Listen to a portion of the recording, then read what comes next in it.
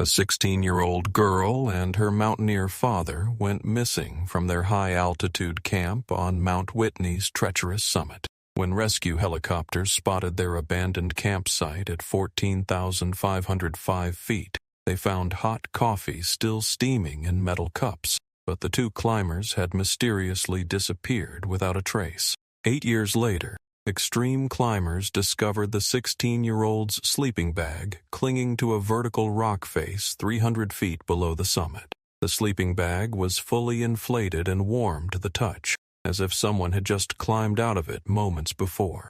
But how could it survive 8 years of brutal mountain storms, completely intact? September 14th, 2015. Sarah Chen adjusted her climbing pack at the base of Mount Whitney, California's highest peak. At 16, she was about to attempt something most adults would never dare. "Ready for this?" asked her father, Michael Chen, a mountaineer with 20 years of experience. Sarah nodded, her eyes determined. "I've trained 2 years for this moment." But there was something odd about their timing. Most climbers avoided late September on Whitney's summit. The weather could turn deadly without warning. Michael had tried to postpone the trip. "The forecast shows possible storms," he had told Sarah just days before, but she insisted they go as planned. Later, investigators would wonder why an experienced climber like Michael had agreed to such risky timing. The Whitney statistics were brutal. Nearly 3 miles straight up, temperatures could drop to 20 below zero. Oxygen at the summit was half what it was at sea level. Most people couldn't survive overnight at that altitude. Sarah's mother, Lisa, had died 3 years earlier from cancer. These father-daughter climbs were their way of honoring her memory. Lisa had been planning this exact Whitney trip with Sarah before her illness struck. "Mom always said mountains reveal who we really are," Sarah said, touching a pendant around her neck. They started climbing at 4 a.m. The first miles seemed normal. Sarah chatted about geology, pointing out rock formations. Michael watched his daughter with pride. But as they climbed higher, other hikers began showing altitude sickness, headaches, nausea, shortness of breath. Sarah seemed unaffected. If anything, she appeared stronger as the air got thinner. That should have been impossible. "How do you feel?" Michael asked at 13,600 feet. "Like I could climb forever," Sarah replied. Michael frowned. No one felt energized at that altitude. Even experienced climbers struggled with the thin air. What was different about his daughter? They reached Whitney's summit at 2 p.m. Most climbers would start descending immediately, racing to reach safety before nightfall. The Chens had different plans. "You're camping up here?" asked a shocked hiker from Texas. "That's suicide." Michael nodded. "We've got the right gear." Sarah was already scouting campsites. She found a small alcove between granite boulders, just enough space for their tent. But something strange happened as other climbers left. The temperature dropped faster than expected, much faster. "Dad, look at the thermometer," Sarah called out. It was already 10 degrees below the forecast, and the sun hadn't even set yet. Michael checked his weather radio. Static. Nothing but static. At that altitude, they should have received crystal-clear signals from weather stations. Why was their radio malfunctioning? Sarah didn't seem concerned. She worked efficiently, setting up their tent with unusual confidence, as if she had done this exact setup before. But this was her first time on Whitney's summit. "How do you know where to put the guy lines?" Michael asked. Sarah paused. I'm not sure. It just feels right." As evening approached, they prepared dinner on their camping stove. The thin air made cooking difficult, but their stove burned perfectly, as if the altitude wasn't affecting it at all. That made no sense. "Sarah, is your sleeping bag feeling warm enough?" Michael asked as temperatures continued dropping. "It feels perfect, Dad." Almost like it's generating its own heat. Michael examined his daughter's sleeping bag. It was the same model he used, rated for extreme cold, but hers seemed to radiate warmth. When he touched the fabric, it felt almost alive. "Where exactly did you buy this sleeping bag?" he asked. Sarah looked confused. "I thought you bought it for me." Michael felt a chill that had nothing to do with the mountain air. He He had never bought that sleeping bag. Sarah had shown up for their trip with it, claiming he had surprised her with the upgrade. "Sarah, I didn't buy that sleeping bag." She stared at him. "Then where did it come from?" The sunset arrived with unnatural colors, deep purples and oranges that seemed to pulse with their own light. Michael had seen hundreds of mountain sunsets. This one was different. "Dad, do you see that?" Sarah pointed toward the horizon. Michael followed her gaze. In the distance, barely visible, other campsites dotted the summit, but that was impossible. They were the only ones who had stayed to camp overnight. "There's no one else up here," Michael said slowly. Sarah blinked. The other campsites vanished. "I could have sworn I saw—" She started, then shook her head. As full darkness fell, temperatures plummeted. Michael's thermometer read 15 below zero, far colder than any weather forecast had predicted. "Time for bed," he told Sarah. "Tomorrow we'll figure out what's going on." Sarah climbed into her mysterious sleeping bag. Within seconds, she looked completely comfortable. Michael struggled with the brutal cold despite his professional-grade equipment. "Good night, Dad," Sarah said. "This has been perfect." Michael lay awake, troubled by the day's strange events. The malfunctioning radio, Sarah's impossible energy at altitude, the sleeping bag that shouldn't exist, the phantom campsites. His last clear memory was checking his watch. 11:47 p.m. Outside their tent, the wind was picking up, but it didn't sound like normal mountain wind. It sounded like voices. When rescue helicopters found their campsite the next morning, the scene defied explanation. The tent stood perfectly intact, despite hurricane-force winds that had battered the summit all night. Inside, both sleeping bags were neatly arranged, still zipped shut, as if their occupants had simply evaporated. On the camp table, 2 metal cups sat steaming in the frigid air. The hot chocolate inside was still warm enough to drink, but Michael and Sarah Chen had vanished from the highest campsite in America, leaving behind questions that would haunt investigators for years. The first question was simple. How had they survived the night in conditions that should have killed them? The second question was more disturbing. If they were alive enough to make hot chocolate that morning, where had they gone? Ranger Dispatch received the first emergency call at 7:23 a.m. A helicopter pilot conducting routine aerial surveillance had spotted something unusual on Mount Whitney's summit. "I'm seeing a campsite up there," reported pilot Jake Morrison over the radio. "But the campers aren't moving." Repeat, no movement at the campsite. Within 30 minutes, a full search and rescue operation was underway. Mount Whitney claimed lives every year, usually from altitude sickness or exposure. But rescue teams had never encountered a scene quite like this. Ranger Sarah Martinez was first to reach the summit campsite. She had 20 years of mountain rescue experience. Nothing could have prepared her for what she found. "Command, this is Martinez," she radioed down. "The campsite is intact. Everything looks normal, but there's nobody here." The tent stood perfectly pitched despite winds that had reached 90 miles per hour overnight. Inside, 2 sleeping bags lay side by side, still zipped shut. Personal items were neatly organized as if the campers had just stepped outside for a moment. But the most puzzling detail was the camp table. 2 metal cups sat steaming in the below-freezing air. Ranger Martinez cautiously approached and felt the sides of the cups. They were hot to the touch. The hot chocolate inside was still warm enough to drink. "Command, someone made hot drinks up here within the last hour," Martinez reported. "But I'm telling you, there's nobody on this summit." How is that possible? The helicopter pilot had been circling the peak since dawn. No one could have descended without being seen. Back at Ranger headquarters, Search and Rescue Coordinator Tom Bradley was studying the Chen family's climbing permit. Something about their plans didn't add up. "Look at this," Bradley told his team. "Michael Chen listed his daughter's age as 16, but her emergency contact information shows a birth date that would make her 21.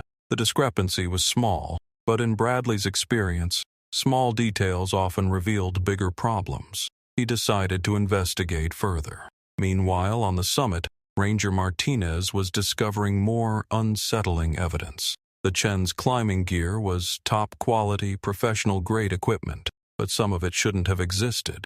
Sarah's sleeping bag bore manufacturer tags from a company that Martinez had never heard of, Alpine Dynamics. She photographed the tags and radioed the information to headquarters. "Command, I need you to run a search on Alpine Dynamics climbing gear. Something's not right about this equipment." Within an hour, the research team had disturbing news. Alpine Dynamics had gone out of business in 1987. The company had ceased operations nearly 30 years ago. But Sarah's sleeping bag looked brand new. "That's impossible," Bradley muttered, staring at the research report. "How does a 16-year-old girl have a sleeping bag from a company that's been defunct for 3 decades? The mystery deepened when the forensics team arrived to process the campsite. They found clear boot prints in the hard-packed snow around the tent, but the prints led nowhere. "The tracks just stop," reported forensics specialist David Kim.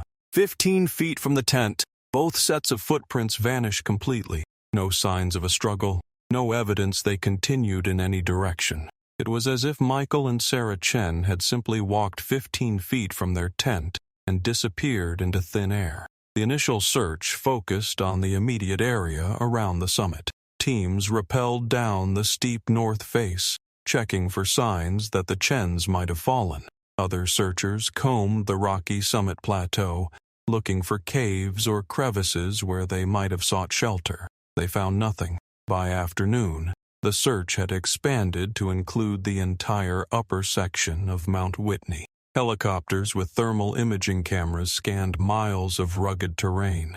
Ground teams followed every possible descent route. Michael's sister, Elena Chen, arrived from Los Angeles that evening. She was frantic with worry, but she also brought troubling information about her brother's recent behavior. Michael had been acting strange for weeks before this trip, Elena told investigators. He kept talking about dreams he was having, dreams about Sarah's mother, Lisa. According to Elena, Michael claimed that Lisa had been appearing in his dreams, telling him important things about Sarah's future. He had become obsessed with the idea that this Whitney camping trip was somehow crucial to his daughter's destiny. "I thought it was just grief," Elena said through tears.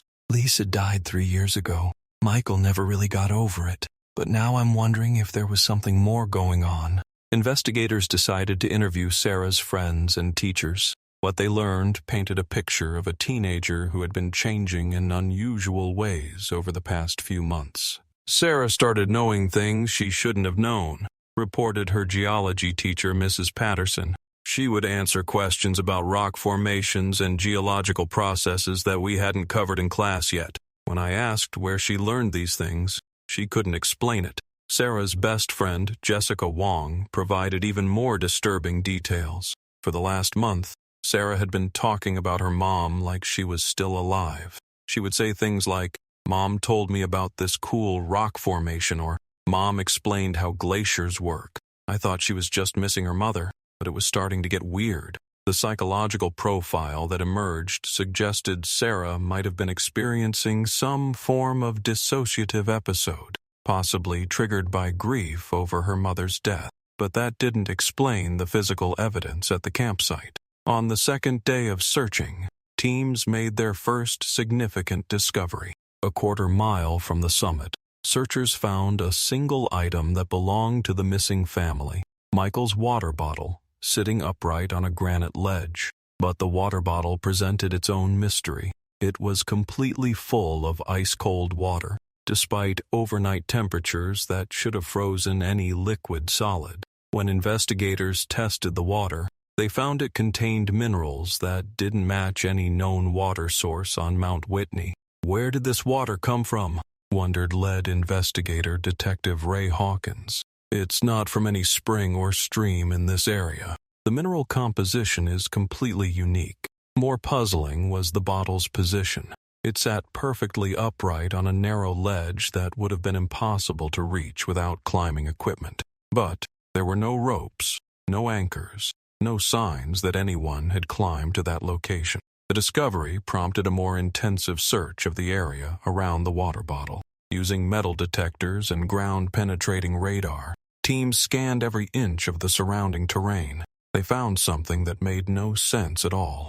Buried 3 feet underground, directly beneath where the water bottle had been sitting, searchers discovered a small metal object. When they carefully excavated it, they found Sarah's student ID card from her high school. The ID card was in perfect condition, showing no signs of weathering or damage. But according to school records, Sarah had received this particular ID just 2 weeks before her disappearance. How had it ended up buried 3 feet underground in an area that showed no signs of recent digging? "This is getting seriously weird," Detective Hawkins told his team. "We're dealing with evidence that defies basic physics. Water bottles that don't freeze, ID cards buried in undisturbed soil, sleeping bags from companies that went out of business decades ago." The media had caught wind of the story by the 3rd day. News crews gathered at the base of Mount Whitney, reporting on the mysterious disappearance of a father and daughter from California's highest peak.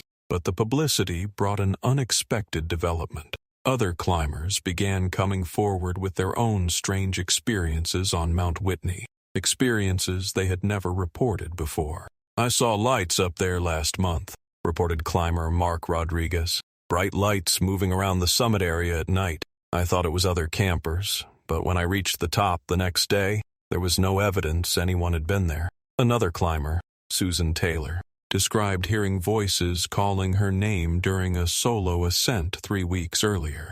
"It was a woman's voice, very clear, telling me to turn back, but I was completely alone on the mountain." The reports painted a picture of Mount Whitney as a place where strange things had been happening for months, possibly years. But why hadn't anyone reported these incidents before? "People don't want to sound crazy," explained park psychologist Dr.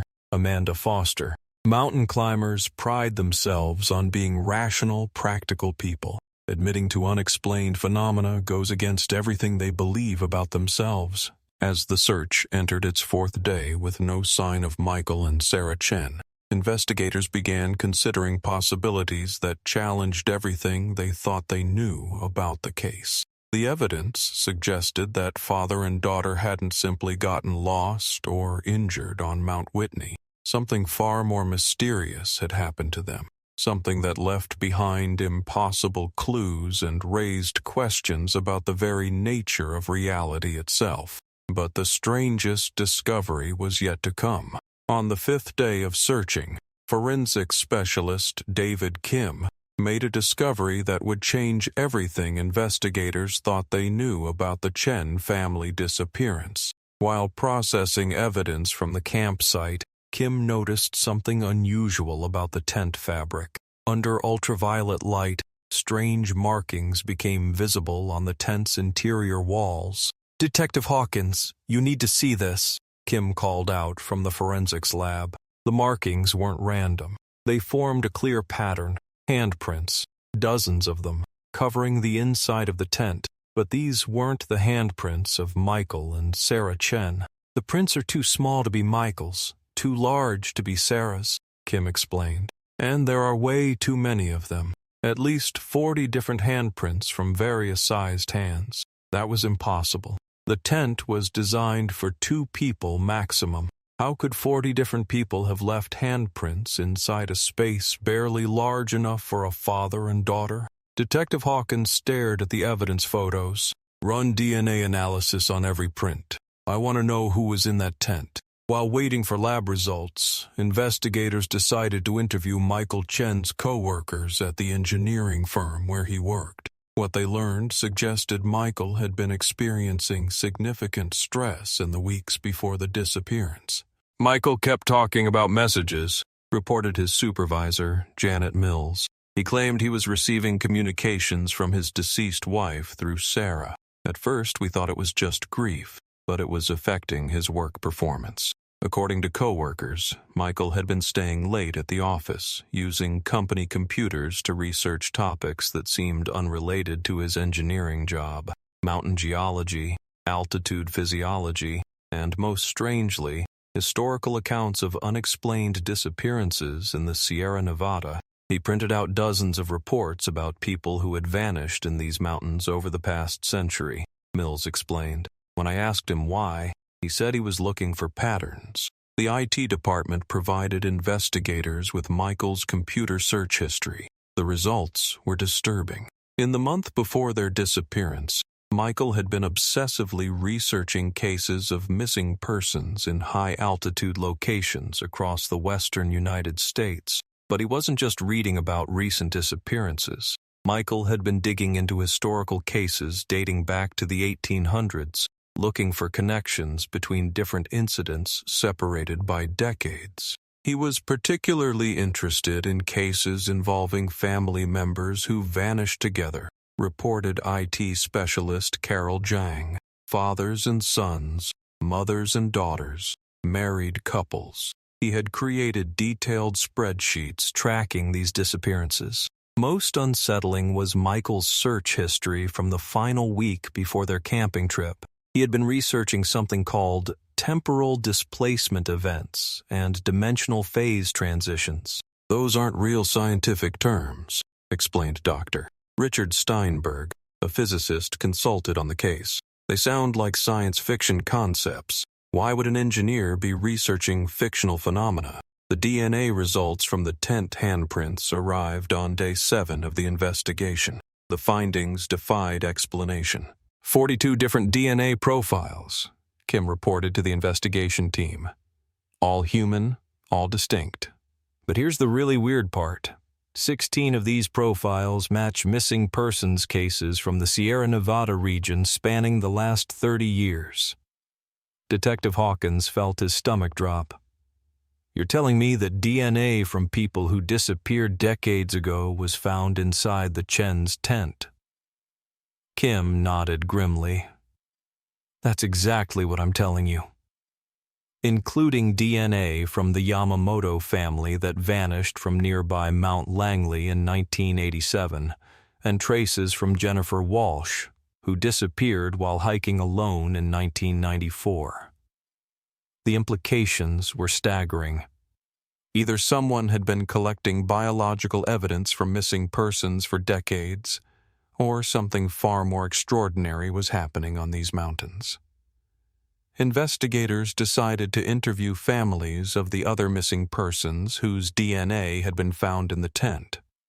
The conversations revealed a disturbing pattern. My brother David mentioned having strange dreams before he disappeared, reported Mary Yamamoto, sister of one of the 1987 victims.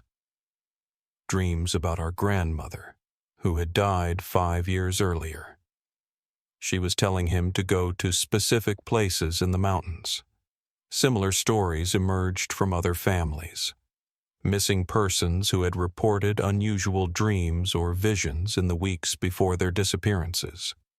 Dreams involving deceased relatives who gave them specific instructions about visiting remote mountain locations.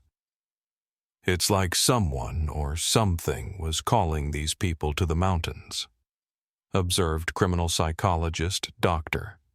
Amanda Foster. But what could possibly coordinate such events across multiple decades? The breakthrough came when investigators discovered Michael Chen's personal journal, hidden in his home office.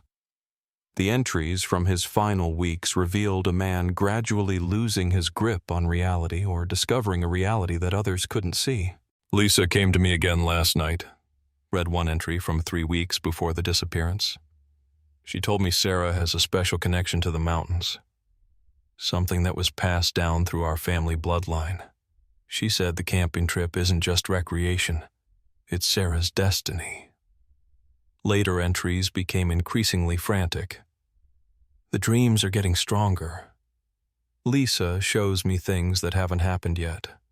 Sarah standing on Whitney's summit, but not alone. There are others with her, people I don't recognize. They're all holding hands, forming some kind of circle. The final entry was written just 2 days before they left for Mount Whitney. I understand now. Sarah isn't just my daughter.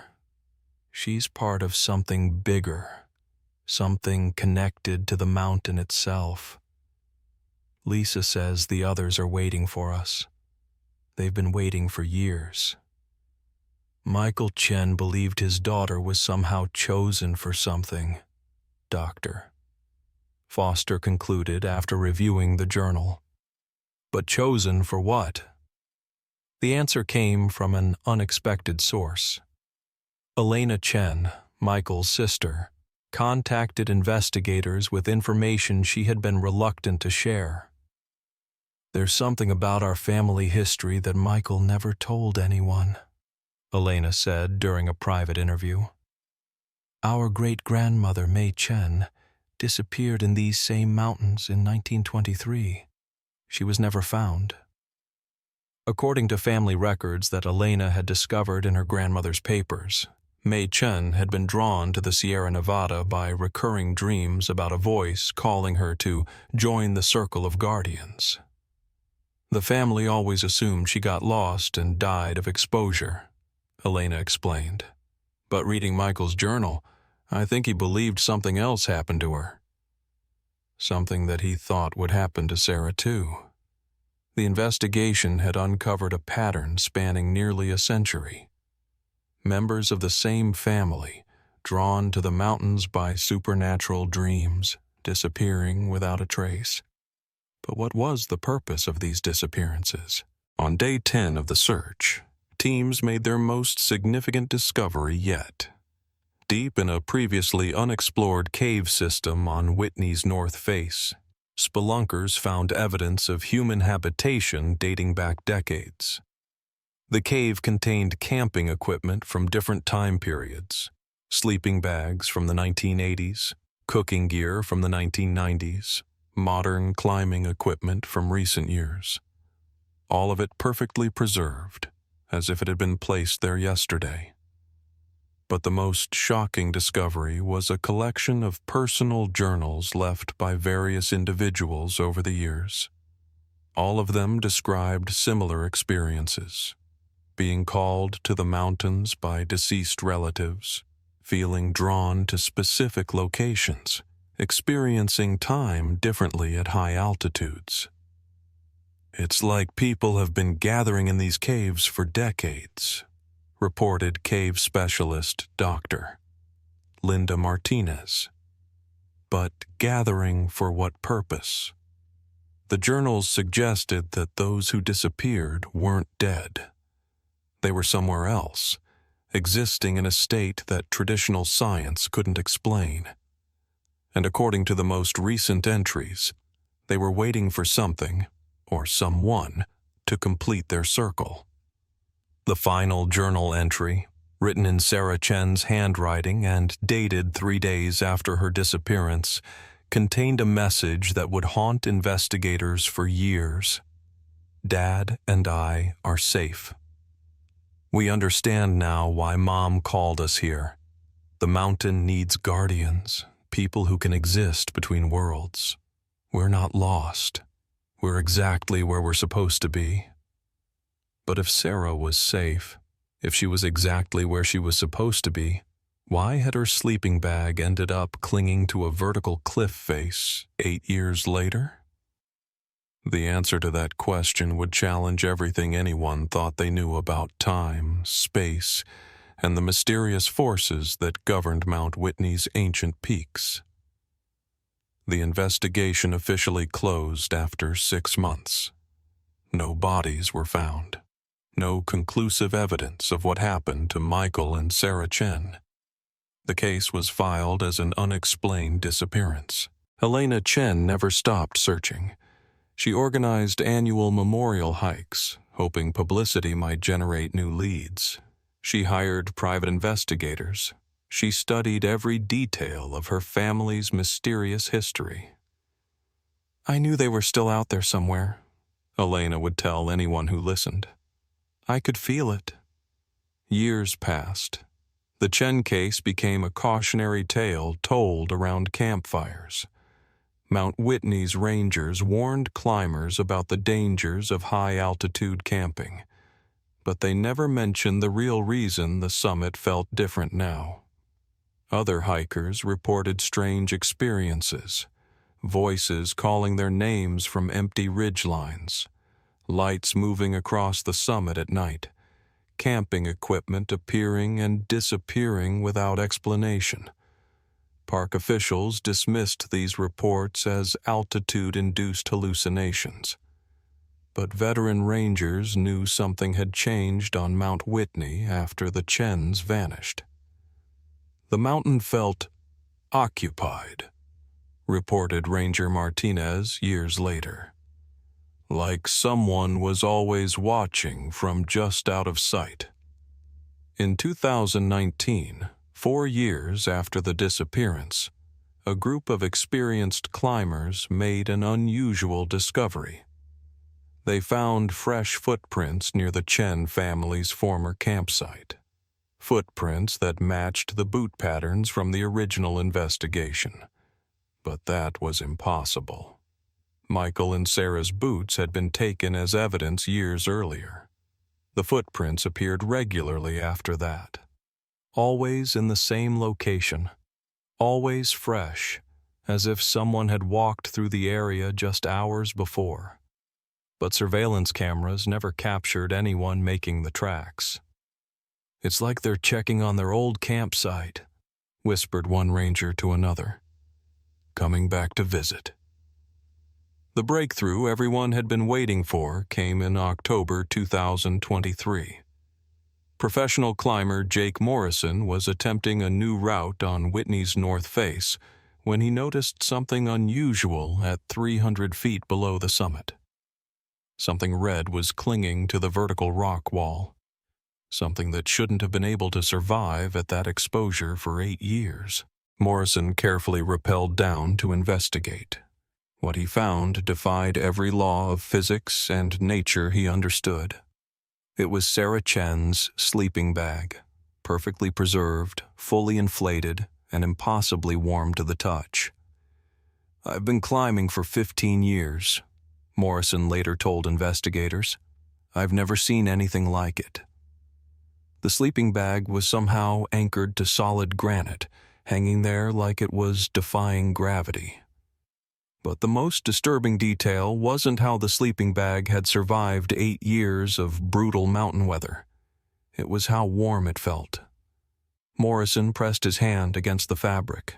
It radiated heat like someone had just climbed out of it moments before. The zipper was partially open, as if Sarah had gotten up for a midnight bathroom break and planned to return. "It felt alive," Morrison reported. "Not just warm, alive. Like there was still someone inside it, someone I couldn't see." When rescue teams recovered the sleeping bag 3 days later, forensic analysis revealed traces of recent human occupation. Skin cells, hair fibers, and DNA that matched Sarah Chen perfectly. But according to the lab results, these biological traces were less than 24 hours old.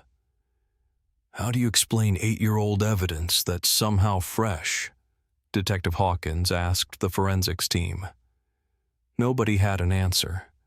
The sleeping bag discovery reopened the Chen investigation, but it also raised more questions than it solved. If Sarah's sleeping bag had been on that cliff face for 8 years, how had it maintained its warmth and condition? And if the DNA evidence was only 24 hours old, where had Sarah Chen been for the past 8 years? The answer would come from the most unlikely source, the mountain itself. Following the sleeping bag discovery, investigators decided to conduct one final comprehensive search of Mount Whitney. They brought ground-penetrating radar, thermal imaging, and equipment that hadn't existed during the original investigation. What they found changed everything. Deep beneath Whitney's summit, the radar detected a massive underground chamber system. Caverns that weren't shown on any geological survey. Spaces large enough to house dozens of people. "These chambers run for miles under the mountain," reported geologist Dr. Amanda Foster. "But according to our surveys, they shouldn't exist. The rock formation doesn't support this type of cave system." The discovery team rappelled into the deepest accessible chamber. What they found there defied explanation. The cavern was warm, impossibly warm for a space buried hundreds of feet beneath a frozen summit. Bioluminescent formations covered the walls, providing a soft, otherworldly glow. But most shocking of all were the personal belongings scattered throughout the chamber. Camping gear from different decades, sleeping bags, backpacks, and climbing equipment spanning nearly a century. All of it perfectly preserved, as if it had been placed there yesterday. In the center of the chamber, investigators found something that made them question everything they thought they knew about reality. A collection of journals written by various missing persons over the past 100 years, all describing the same experience, being called to the mountain by deceased relatives, discovering the hidden chambers, and choosing to stay. "We exist between worlds now," read one entry from 1987. "Time moves differently here. We can visit our old lives, leave traces for our families, but we belong to the mountain now." Another journal, written in Sarah Chen's handwriting, contained entries dated weeks after her disappearance. "Dad and I are guardians now. We protect the boundary between what people call real and what they can't understand. Mom was right. This is what our family was meant to do." But the most disturbing discovery was a recent entry, dated just 3 days before Jake Morrison found the sleeping bag. "I left my sleeping bag on the cliff face as a sign. Elena deserves to know we're safe. Tell her we're exactly where we need to be, doing what we were always meant to do." Elena Chen was brought to the chamber under strict secrecy. When she saw her nephew's journal entries, she collapsed to her knees, sobbing. "They're alive," she whispered. "They've been alive this whole time." But alive in what sense? The evidence suggested that Michael and Sarah existed in some state between life and death, between the physical world and something beyond human understanding. The government sealed the chambers within weeks. Official reports classified the discovery as a geological anomaly with no connection to the missing persons cases. The sleeping bag was returned to Elena with no explanation of how it had survived 8 years in impossible conditions. Elena keeps the sleeping bag in her living room now, still warm to the touch after all these years.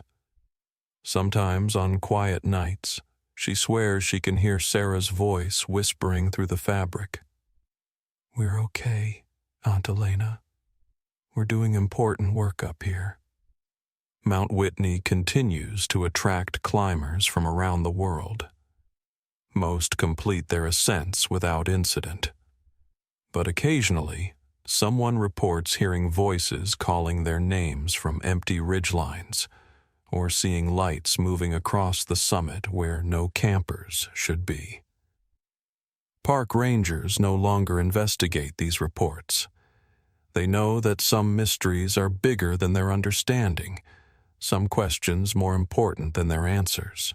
The Chen family campsite remains officially closed to overnight camping, but on clear nights, hikers climbing Whitney's treacherous slopes sometimes report seeing the warm glow of a campfire near the summit and the shadows of 2 figures moving around it, a father and daughter, still exploring the mountains they loved, still protecting secrets that the world isn't ready to understand. Elena organizes memorial hikes every year on the anniversary of their disappearance. She carries Sarah's sleeping bag with her, still impossibly warm, still holding mysteries that science cannot explain. They're not lost, she tells anyone who will listen. They're exactly where they chose to be. But the question that haunts everyone who knows the true story remains unanswered. If the mountain chose the Chen family as guardians, who will it choose next? And somewhere high above the tree line, where the air is thin and reality grows uncertain, The ancient peaks of Mount Whitney continue to keep their secrets, waiting patiently for the next family to hear the call of the mountain and discover what lies hidden between the worlds. What do you think really happened to Michael and Sarah Chen? Are they protecting something we don't understand, or is there another explanation for their impossible disappearance? Share your thoughts in the comments below.